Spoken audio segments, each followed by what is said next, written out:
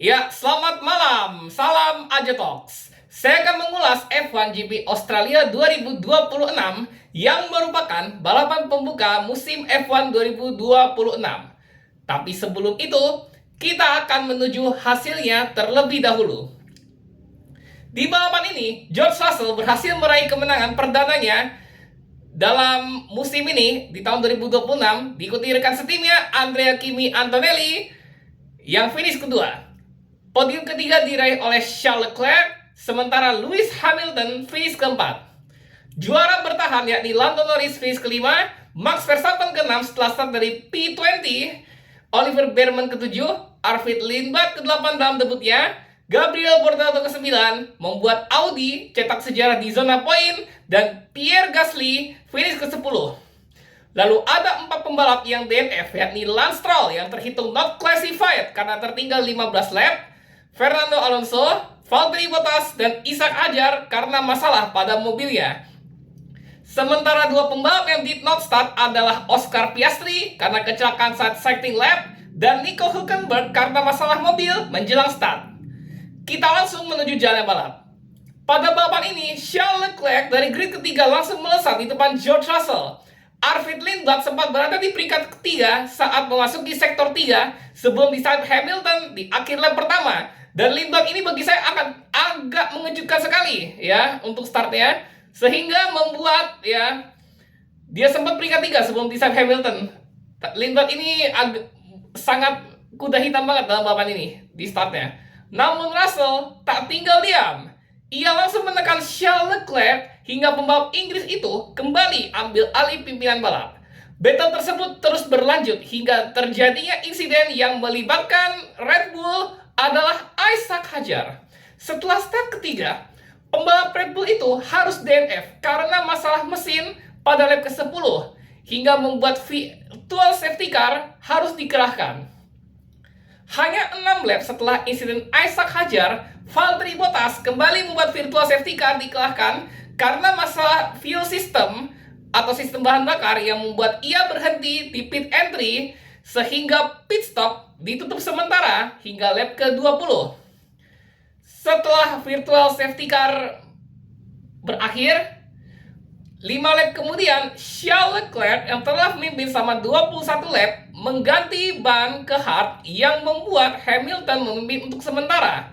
Yang berarti 3 lap setelah Lewis Hamilton memimpin balapan ini, dia disalip oleh George Russell tepat 30 lap sebelum balapan berakhir. Mercedes dalam balapan ini menggunakan strategi one stop, membuat mereka tetap berada dalam peringkat 1-2 meskipun ya ban mereka telah berumur 46 lap. Virtual safety car kembali dikerahkan pada lap 34 karena ada bagian front wing yang terlepas dari mobil Sergio Perez yang membuat Lando Norris masuk pit untuk mengganti ban medium. Di lap penutup, Antonelli memotong gap dari George Russell menjadi 3 detik. Begitu pula Lewis Hamilton mulai mendekati Charles Leclerc dan keduanya tetap bertahan, tidak saling menyalip rekan setimnya. Mereka tetap bertahan di peringkat 1 hingga peringkat keempat. Hingga akhirnya George Russell berhasil membuka musim dengan memenangkan balapan ini di depan Andrea Kimi Antonelli, Charles Leclerc, dan Lewis Hamilton. Peringkat 5 dan 6 merupakan 2 juara dunia terakhir, yakni Lando Norris yang start dari grid ke-6 serta Max Verstappen lewat comeback dari grid ke-20. Oliver Bearman, Arvid Lindbergh dalam debutnya, Gabriel Bortoleto bersama tim yang menjalani debutnya yakni Audi, dan Pierre Gasly melengkapi 10 besar dalam balapan ini. Oke, itu saja ulasan F1 GP Australia dari saya. Strategi one stop dari Mercedes membuat mereka berhasil mendominasi balapan ini. Jiwa pejuang dalam balapan ini sudah saya bilang adalah Max Verstappen yang dimana dari grid ke-20 terkena ODQ1 karena spin ya.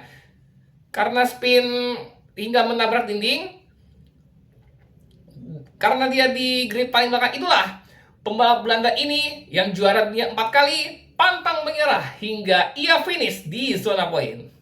Sementara heartbreaking moment dalam balapan ini adalah Oscar Piastri, yang dimana ia gagal start akibat kecelakaan saat cycling lap ketika McLaren-nya menabrak dinding di turn 4.